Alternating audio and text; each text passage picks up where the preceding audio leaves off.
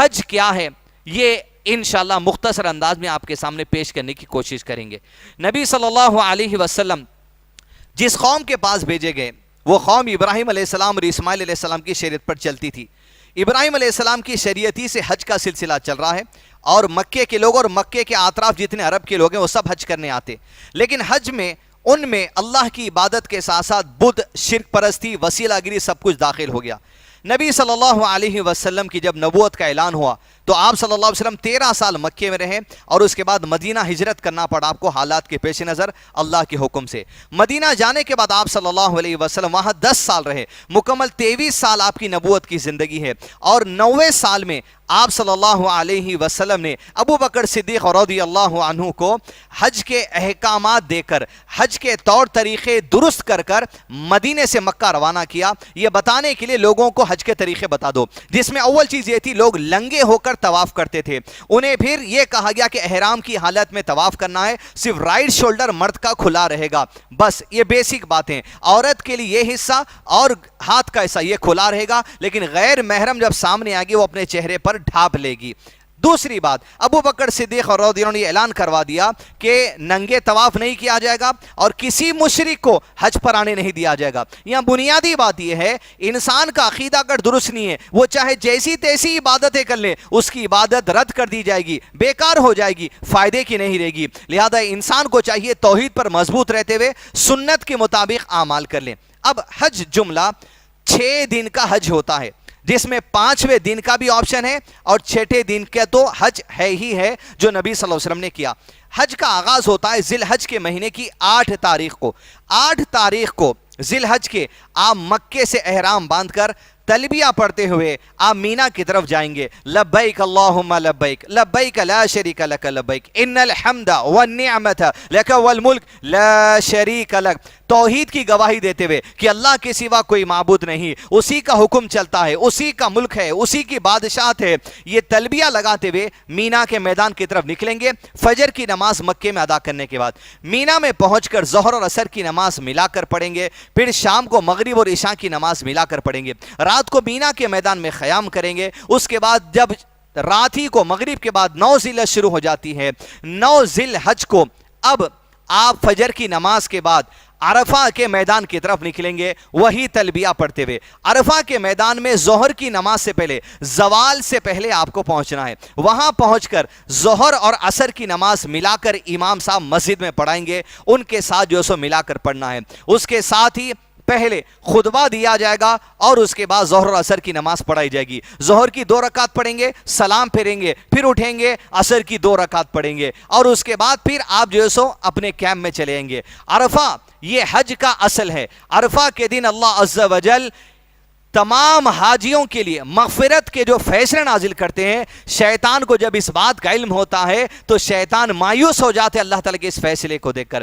عرفہ کا دن، جس دن دنیا کے تمام مسلمانوں کو جو حج کو نہیں جاتے انہیں روزہ رکھنے کی تعلیم دی گئی، تاکہ گزشتہ سال اور آنے والے سال میں جو صغیرہ گناہ ہوئے ہیں ان صغیرہ گناہوں کی معافی کے لیے یہ ایک دن کا روزہ کفارہ بن جاتا ہے۔ 9 ذی الحج کو مغرب کی نماز تک آپ عرفہ میں رکیں گے، لیکن مغرب نہیں پڑھیں گے اور عشاء نہیں پڑھیں گے عرفہ میں، اور عرفہ سے نکل کے اب آپ مغرب سے پہلے یا مغرب کے وقت میں جیسے غروب ہوتا ہے مزدلفہ کے لیے نکل جائیں گے۔ مزدلفہ میں پہنچ کر رات آپ کو مزدلفہ میں بسر کرنی ہے، اور مزدلفہ میں جب آپ پہنچیں گے تب پہنچ کر آپ کو وہاں پر مغرب اور عشاء کی نماز ملا کر پڑھنا ہے اور رات میں آرام کرنا ہے۔ پھر اس کے بعد صبح فجر کی نماز بھی آپ کو مزدلفہ میں پڑھنا ہے۔ جب 10 ذی الحج شروع ہو جائے گا، اسے یوم النحر کہا جاتا ہے، قربانی کا دن۔ یہ عظیم دن ہے کہ اللہ تعالیٰ کو اس دن قربانی سے زیادہ کوئی دوسرا عمل محبوب نہیں ہے۔ تو فجر کی نماز کے بعد آپ نکلیں گے مزدلفہ سے مینا کے میدان کی طرف۔ مینا میں جب آپ پہنچیں گے وہاں جمرہ ہوتا ہے 1 2 3، وہ نشانیاں جہاں پر ابراہیم علیہ السلام نے کنکری ماری تھی وہاں ہمیں جا کر پہلے ایک جمرے کو صرف 10 ذی الحجہ کے دن ہمیں کنکری مارنا ہے۔ 7 کنکری ماریں گے، اللہ اکبر اللہ اکبر اللہ اکبر کہتے ہوئے،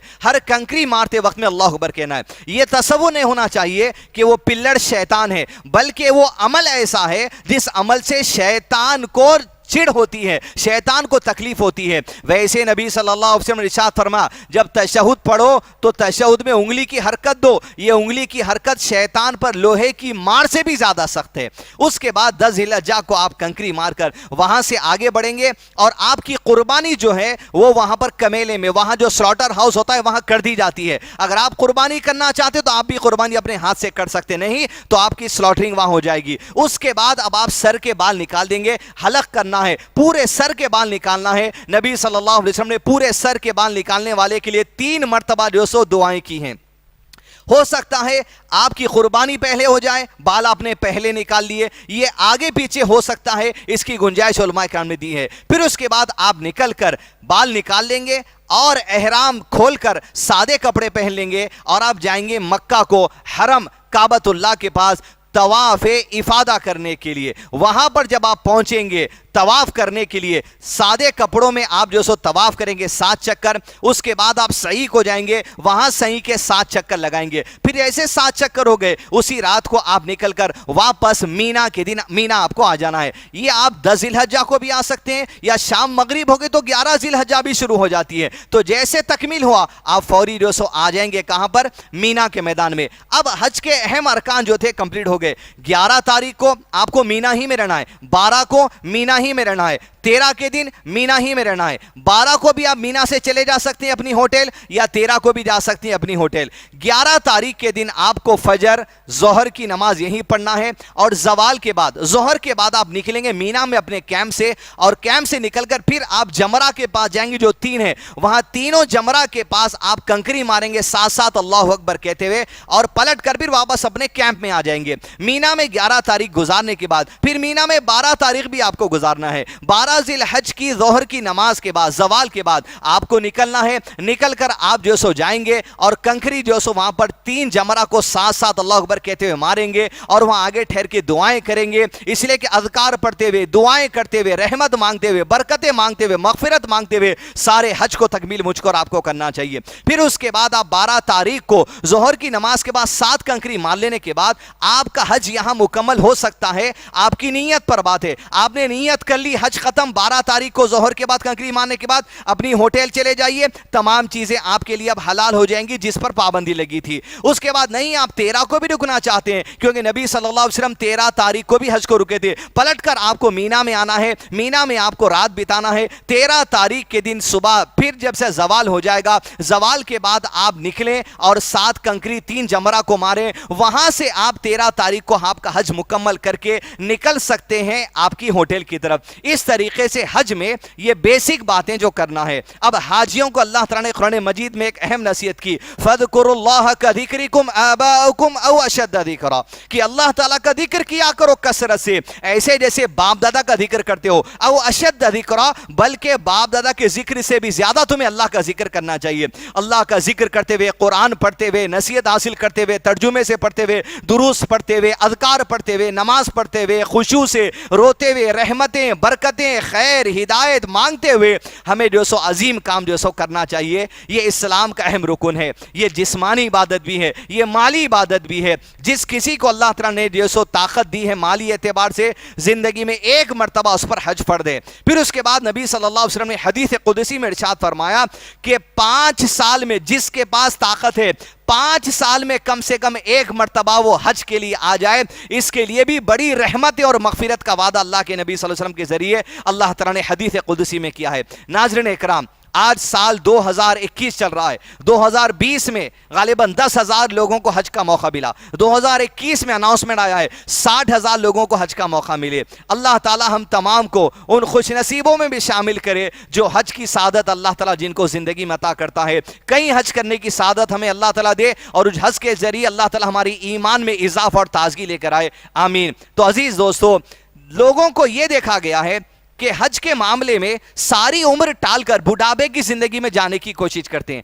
ان لوگوں کا جن کا پلان تھا 2020 میں کریں گے، 2021 میں کریں گے، 2022 میں کریں گے، کہاں گئے آپ کے پلاننگز؟